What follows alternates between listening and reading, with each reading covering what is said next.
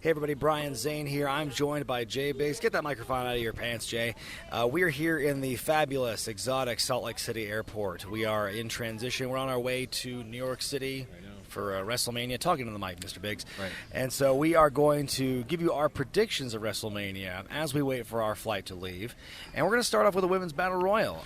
This one I honestly didn't think was going to happen until a week ago when they announced it. I thought there was, well, we got one out of our system and no more for you. Well, if you do the men's, you have to do the women's, right? So that's the rule now, yeah. Right. So I don't know. I'm just, as far as predictions, I'm just going to go straight up with Asuka. That's the only one I can think of. Maybe Mandy Rose. I think that, I think Asuka is above doing this matchup, but considering how she just got so shafted in the last week or so, I think that a nice bit of make good would be to, give her, let her win this one. Give her this moment. That's all we ask, is give Asuka this moment. So I'm in agreement with you. I think Asuka's going to win as well. Moving on to the Andre the Giant Memorial Battle Royal. I'm actually kind of surprised this is a kickoff match because with the celebrity involvement of Michael Che and Colin Joseph, Saturday Night Live fame, boom, boom, if you can say the whole thing. With those guys involved, you think they would bump that right up to the main card, but well, didn't they do a little bit of action this last Monday too? So I mean, with some jobbers as proxies. Well, right. I don't know. I mean, how much can they do? They're not trained, right? No, they're going to do a thing where they run away scared. Something's going to happen. I think it's basically the winner's going to come down to either one of those guys, or it's going to be Braun Strowman. I don't. Either one makes sense at this point. I can't imagine there's anyone who's not those guys. Right. Well, I don't know. For some reason, I'm going with EC3. I just have a feeling. Yeah, I have a feeling about EC3 this year. I don't know reason why, but I had a feeling that maybe Ali was going to win it, the former Mustafa Ali. But before Colin Jost and Michael Che got involved, that's what I thought. Now with this involvement, I don't know. I mean, I want to think again. Can I give Ali something, a little bit of throw him a bone, because you could think perhaps the spot that Kofi Kingston has at Mania was meant for him, right? If not for the injury. I don't know. I'm in two minds about it.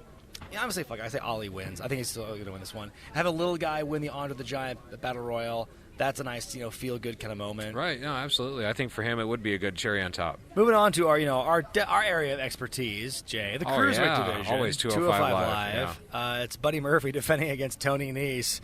I feel bad that we don't do any research into the Cruiserweight stuff before. Hey, I'm watching NXT on a recreational basis, just for my own personal enjoyment of it. So but don't expect me to follow anything beyond main roster and NXT. I can't be bothered. Well, right, and it's two white guys, so I mean, okay. Well, I mean, it was. But in all seriousness, though, I do, obviously the wrestlers are worth watching, and what they're going to do, I'm sure is going to be great, because I've seen Tony Nese and I've seen Buddy Murphy in action. Right. I know what they're capable of, and I know that on the surface you can tell it's going to be a good match. I think Buddy Murphy's held the belt long enough, and I think Tony Nese is going to win it. What do you think? I think they should still go with Buddy Murphy, just because he's been on fire, man. I don't know. He's held it for a long time. Do you know if he's on fire? I mean, we just said we haven't watched the show. In a match that was just announced on the Go Home SmackDown, you've got the Usos defending the SmackDown tag titles against Nakamura, Ricochet, and The Bar. Very big week for Aleister Black and Ricochet. They're going to fight for 3 different tag titles in the span of a week. Right. They've got the Raw tag titles on Monday. They're going to fight for the SmackDown ones in Mania and the NXT tag titles at TakeOver. Can you imagine they won all 3? That'd be amazing. That would be kind of cool. I mean, they're going to unify the women's, so and the tag teams, or someone's going to carry on 2 different belts. But I felt nervous at first because I felt bad the Usos and literally everyone else on this card on this match were not going to work Mania or just be in the Andre or something. So for them to be in a match on the main card with days to spare, I was like, whew, okay, that's way off my mind. I remember the last year the match of the Usos and the New Day and the Bludgeon Brothers kind of being kind of a meh match. Right. But it was to get the Bludgeon Brothers over, and it did. And the Bludgeon Brothers was there, so that's why. But I think with a lot more high impact, high energy wrestlers, especially with Black and Ricochet in there, I think it has the potential to be one of the hidden gems of the show. Who do you think goes over this one? Oh boy, Usos. I'm going to go with them. Maybe they're going to retain? Yeah. Ooh. So I think it'd be really interesting if they did kind of a swerve where it's Ricochet and Aleister have been fighting on the Raw side of the tag titles all this time.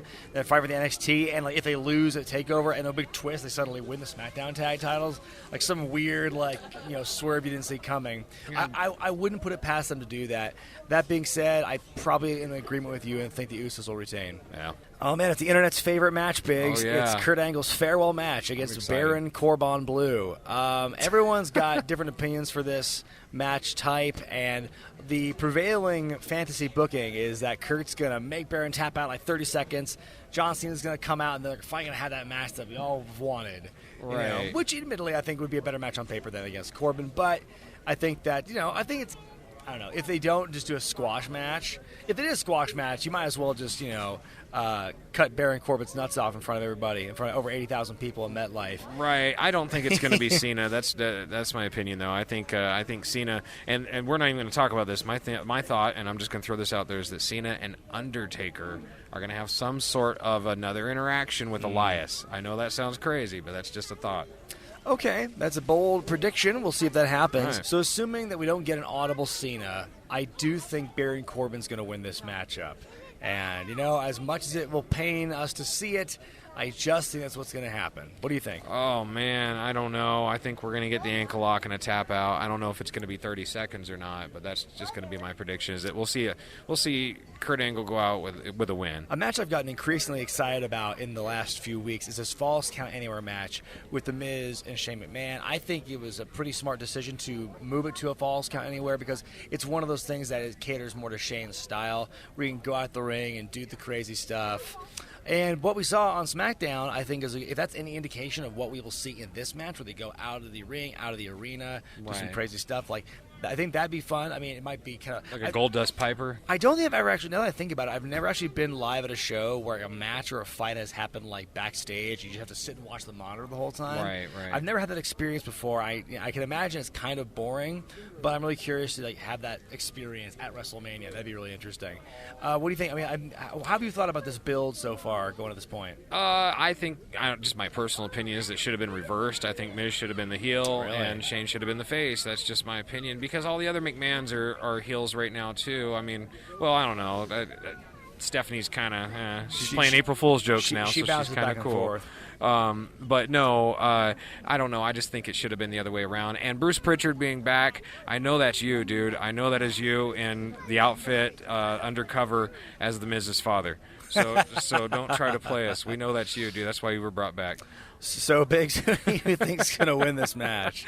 I think Miz needs to win it. Yeah.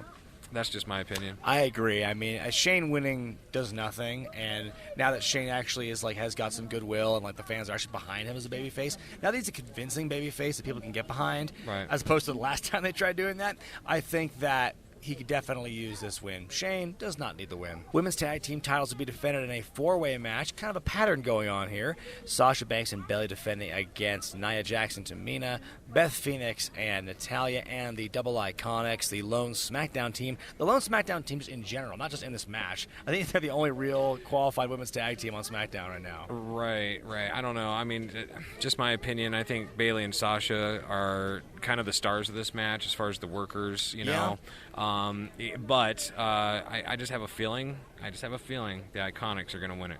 Really? Yeah, I just have a feeling, man. I think they're going to go with them. Interesting. Kind of play off the success of beating them last week in the non-title match. Well, they're flip-floppy booking anyway. Yeah. Well, if I had to pick, I would say Sasha and Bayley will retain this one. I don't really see any of those other three teams really ready. I would be surprised if Beth Phoenix came back on a regular basis after Mania. I mean, they probably brought her in because it was a cool moment because she was, for the women's tag team titles and all that stuff. But I don't see it going beyond this. So my pick is that the champs retain. Well, I see. We're going to get the Glam Slam spot on Nia Jax. That's got to happen. Yeah, she'll pick her Other up. than that, I don't know what else is going to happen here, but just the Iconics. That's going to be my All guess. right. Here's the match. Take it or leave it. U.S. Championship as Samoa Joe defends against Rey Mysterio. They had to get him on the card, right? I would love this match if there was better build. This is the match of all the matches, and you could argue how many of them are truly interesting or intriguing. But I feel this one is the one that has the least amount of effort put into it. They've never been on screen together in weeks. And we have this whole thing with Dominic being involved, being at ringside. And you just kind of expected maybe it's going to lead to the finish and then the feud will continue. But just because the feud's going to continue the next pay-per-view, to me is no excuse for this kind of wishy-washy, non-involved build they're doing. I hate the whole family angles, honestly, man. Samoa Joe's going to wind up in family court messing with Wendy Styles and Dominic now. You know, I don't know. Anyway, I think like you, this was just thrown together. It's two guys they needed to get on the card. I'm surprised, you know, like they didn't put other people on the card like they're doing with this, like the Hardys, you know. But that being said, I just think that this is going to be just kind of a whatever match. Samoa Joe wins. That's mine. Yeah, I agree. I think Samoa Joe's going to win as well. Bobby Lashley will defend the Intercontinental Championship against the Demon Finn Balor. Not just regular old Finn Balor, but Finn Balor with face paint on. This is extra scary. It's a face paint of invulnerability. It makes him stronger, yet his moves stay the exact same. I think it's going to be exciting to see the Demon there, like at WrestleMania. It's like people have been wanting that visual for a very long time. So at least we'll be getting it.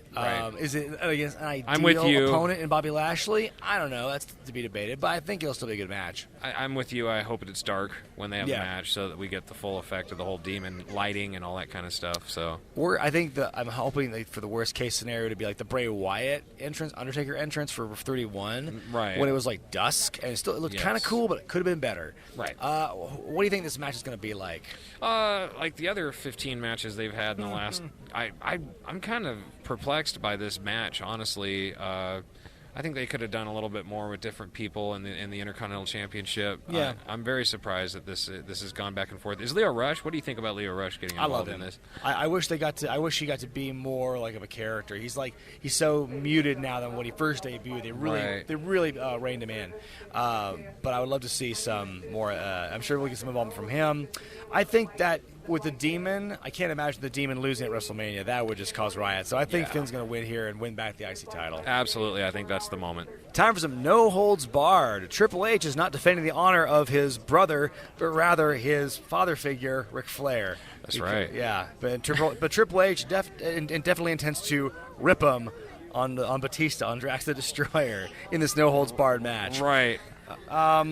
This one, it's like, I wish we got a little better build than this. I feel like it kind of fell out of our consciousness when Triple H got hurt in Saudi Arabia, because that's what they were building toward. Right. And then, like, it went away, you just didn't think anything of it, and then it just hits you in the face when Batista comes back. And their build's been like, their promo off has been, they've had their moments and stuff, but I would love to see a proper face-to-face or maybe some physical interactivity. Like, truly, because this is like the equivalent of a blood feud now. Right. It's no holds barred. We're getting right into the gate with no holds barred. Like, I feel we're just going from 0 to 60 on this. They're going off interaction that they had 10 years ago, basically, is what this is all about. And what started late last year to try and like plant the seed, but kind of went cold. If people forgot about it, I think we're still trying to catch up. Yeah, it was a SmackDown 1000 or something like that, where they had the initial... When the Evolution, they planted the seeds. You know, I'm also curious how Batista's going to be. You know, I mean, this is his first match back in a long, long time. Triple H only wrestles once or twice a year, but like he's still in ring shape. I hope that Batista is in shape to go. I'm sure Batista stays. Dude, he's Drax. Yeah. Come on. Ah, my nipples. Who do you think is going to win this no-holds-barred bout? Triple H. I hate to say it, but I mean, I think that this is just he's a pawn for Triple H right now. That does seem to be the prevailing theory, is that everyone, Triple H is going to get his win back, you know, because he's lost to Batista all those years. That's a distinct possibility, but I think it'd be more of a twist if you had Batista actually win and just keep beating Triple H. You know, like, so basically, if Triple H wins, he gets to wrestle once a year again, and if he loses, he doesn't get to wrestle at all. AJ Styles and Randy Orton, it's the system versus the outsider, the indie darling making his way to WWE, and the establishment Randy Orton, who represents everything that is good and or bad, depending on your perspective about WWE and its style. And going against it's an ideological clash, Biggs. Right. I'm actually really excited for this matchup. It's kind of a sleeper hit, like, because when he's on, Orton is great, and AJ is on all the time. I called this match, you can go back on Wrestling with Regret, but I called this as the main event last year for WrestleMania. It's not going to be the main event. It's not going to be for the belt like I thought it's going to be, but you called the match was going to happen. I called this match was going to happen, and this is a match that I've been excited for a long, long time. So I don't know as far as who's going to win. I think they're going to give it to Styles, but I I kind of think it would be cool to catch Styles, you know, a phenomenal forearm off the ropes and an RKO out of what happened nowhere on or something. SmackDown. Yeah, something like that. I'm gonna agree with you and say Styles is gonna win. Roman Reigns makes his one-on-one return for reals this time against the Scottish psychopath Drew McIntyre. I feel that word psychopath's a little strong for his character. He's intense, but I wouldn't call Drew a psychotic. Hey, you know that Roman had cancer, right? Yes, I've been informed. I'm just making sure because WWE doesn't seem to think that they push it down your throat enough that this dude had cancer. Well, which I think is bad. I mean, it's a very important story. I mean, Roman's coming back from leukemia, which is no small thing. I also am excited about this match, not quite as much as Orton Styles, but I do like these guys, and I think they're both great. Get physical and just knock down, drag out. Knocky draggy is the term I'm trying to get picked up, and so I think this is going to be a really entertaining matchup. Yeah, I do too. I think Roman's going to win and piss off a lot of. I wonder if people are going to boo Roman. Do you think people are going to boo Roman at Mania? I think he's over now, dude. Oh, I think he's over now. I don't know. I think there's going to be some hardcore fans who just can't let go of the past. I don't know. That would be so funny and sad at the same time if people give a standing boovation to Roman Reigns at WrestleMania, the leukemia survivor. Boo! That's horrible. Who do you think's going to win? Horrible. Reigns, of course. Okay, yeah, that makes I feel like they haven't given up hope on McIntyre now, though. You know what I mean? Like if they're putting him in there with Roman, he's got a high-profile match with Roman Reigns at WrestleMania. Right. That sounds like you got faith in him still. Right. Daniel Bryan defends the Hemp Championship against Mr. Kofi Kingston, the dream Cinderella story of the year. Very reminiscent of the Yes movement for Daniel Bryan, which Daniel even brought up in the promo on Tuesday. So, man, this one is taking a lot of twists and turns. I feel that it's like this and the Raw main event. Right. I feel that they've added a lot of hurdles in there. Like they're throwing every trope for a WrestleMania main event journey they possibly can. Right. More so the women's match, but I think this one especially too because they're like adding all these obstacles, getting Vince McMahon involved. And we finally got to this point. I was surprised we saw no McMahons at all in this contract signing this week. It's going to be a great match. I think that I wonder if Rowan and the New Day get involved simultaneously. There'll be something, I'm sure. For sure. But we're going to get a big old trust fall into a group of guys, probably. Daniel and Rowan together, and maybe one New Day guy. But what do you think's gonna happen, man? You think Kofi's going to win the big one? My prediction is that actually. Jamaican Kofi is going to return, and he's going to win the Hemp Championship, and he's going to roll it up and smoke it. That's definitely that's very probably not going to happen. But no, I'm going to go with Kofi. I'm going to go with him winning. I think that could be that WrestleMania feel good moment right there. Yeah, it's like I know they love to piss fans off and like build something to like the B show or whatever. That's when the title change is gonna happen, pal. But no, I agree. I hope they pull the trigger on this and that Kofi wins. If not for like it being like a lifetime achievement award thing, but just because it's the heat of the moment, it is the hot thing. So strike while the iron's hot. We gotta start getting fast to this now, Biggs, because they're all talking over our heads. Our flight's gonna board in a minute. So let's talk about the Universal Championship match. Brock Lesnar defends against Seth Rollins. This one's been tough to pick, a tough one to predict, just because it's just like you have no idea what to gauge the momentum is for either man, because Brock's not there all the time. So it just had a start-stop pushing of the storyline, the advancement of the storyline. And it felt good on go-home week, but you get the feeling that it could have been a lot better. Right. Well, I mean, I forgot he was the Rumble winner, if I'm being honest. Well, right. Yeah. Not only that, I mean, he's got the. I did see the Dr. Laszlo-esque low blows headed his way on Monday, and I do think that, like you said on Who Wore It Better, I think that's going to play some factor into it somehow. Yes. And I think Seth's going to win. I really do. I think they're going to put the belt on Seth because they need to. They need to pull the trigger on him and not kill his momentum. Although I don't have much faith on them pulling the trigger at the right time when momentum's going.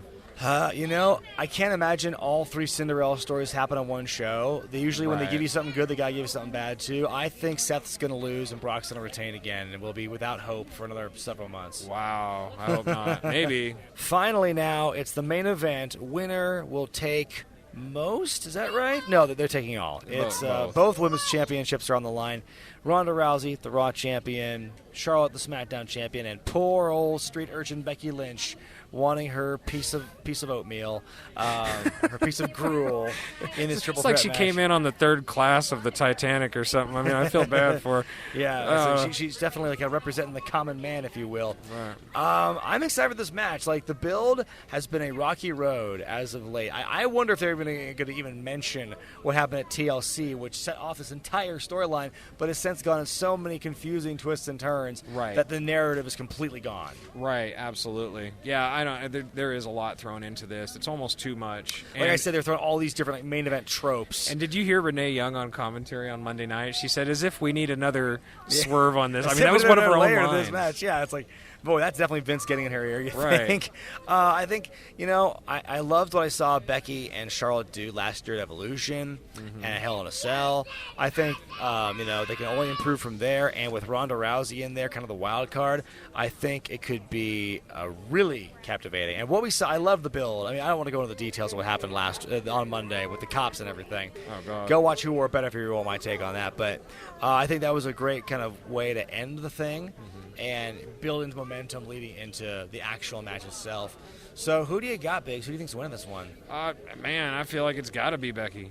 I mean, again, there's a part of me that deep down feels, oh man, what if they have Charlotte win and then they carry this over to SummerSlam? No, we want to see it happen at WrestleMania.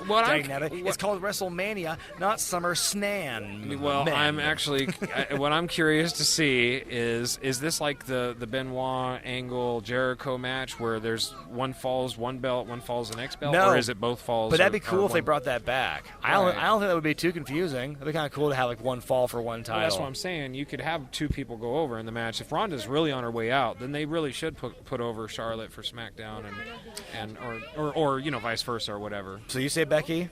I say Becky for the whole thing. I agree. I mean, I think that's the easy bet. It's the safe bet. It's the happy bet. Can we just for once have a WrestleMania that ends on a happy note? I feel we've been kind of in a drought for the last few years. And I just really want to walk away with a smile on my face. Because it's been Reigns and Lesnar. Yeah, exactly. It's been that forever, it seems like. Well, those are our thoughts. We're about to get on the plane, head to New York City, and we're going to enjoy the festivities of WrestleMania week. Right. We're going to be tired and hopefully not miserable by the end of all of it, but after 8 hours of WrestleMania, anything's possible. Yeah, I'm not looking forward to that long card. Yeah, we are going to be getting a lot of content in New York while we're there, at WrestleCon, in the city, at WrestleMania, at Black Label Pro. I think you guys are going to really enjoy the stuff that we have on tap for the next few weeks here in this channel. Let us know what you think is going to happen at WrestleMania in the comment section below. Hope you can hear me over the sound of the PA going. But for J Biggs, I'm Bryan Zane. We'll see you next time, and enjoy WrestleMania.